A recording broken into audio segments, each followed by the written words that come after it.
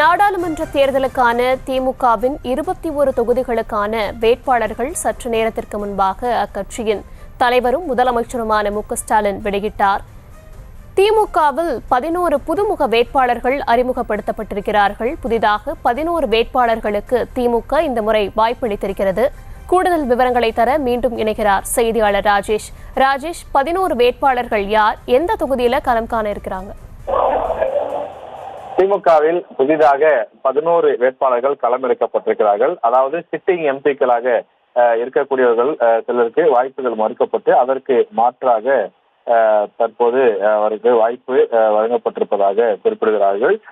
இந்த வாய்ப்பு பொறுத்தவரை தர்மபுரியிலே மணி அவர்களுக்கு வழங்கப்பட்டிருக்கின்றது. அதே போல ஆரணியில் தரணிவேந்தன் என்பவருக்கு திமுகவில் போட்டியிடுவதற்கான வாய்ப்பு வழங்கப்பட்டிருக்கிறது. கள்ளக்குறிச்சி தொகுதியை பொறுத்தவரையில மலையரசன் போட்டியிடுவார் என தெரிவிக்கப்பட்டிருக்கின்றது. இந்த 3 வேட்பாளர்களுமே புதிய முகங்களாக திமுக சார்பில் அறிவிக்கப்பட்டிருக்கிறார்கள்.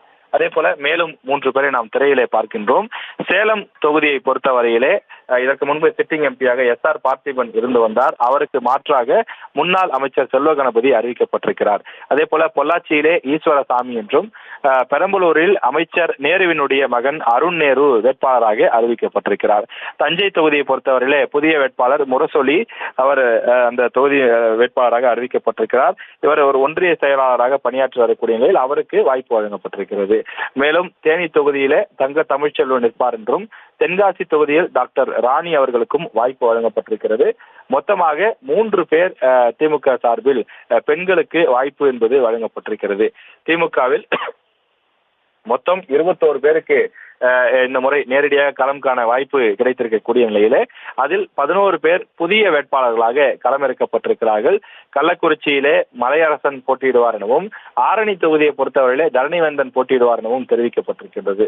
சேலம் தொகுதியை பொறுத்தவரையிலே செல்வ கணபதி போட்டியிடுவார் எனவும், ஈரோடு தொகுதியில் திரு பிரகாஷ் அவர்கள் போட்டியிடுவார் எனவும் தெரிவிக்கப்பட்டிருக்கிறது. கோவையில் கணபதி ராஜ்குமார் என்பவர் போட்டியிடுவார் என தெரிவிக்கப்பட்டிருக்கிறது. ஒவ்வொருவருடைய புகைப்படங்கள் மற்றும் பெயர் உள்ளிட்ட விவரங்கள் வெளியாக இருக்கின்றது. நாம் திரையில பார்த்து கொண்டிருக்கிறோம். பொள்ளாச்சி தொகுதியை பொறுத்தவரையிலே ஈஸ்வரசாமி அவர்கள் போட்டியிடுவார் எனவும், அதே போல தென்காசியிலே டாக்டர் ராணி, தேனியை பொறுத்தவரையிலே தங்க தமிழ்ச்செல்வன் போட்டியிடுவார் எனவும் தெரிவிக்கப்பட்டிருக்கிறது. திமுக சார்பிலே போட்டியிடக்கூடிய வேட்பாளர்கள் பெயர் பட்டியல் வெளியாகி இருக்கிறது. செய்திகளை உடனுக்குடனும் துல்லியமாகவும் தெரிந்து கொள்ள சப்ஸ்கிரைப் பண்ணுங்க.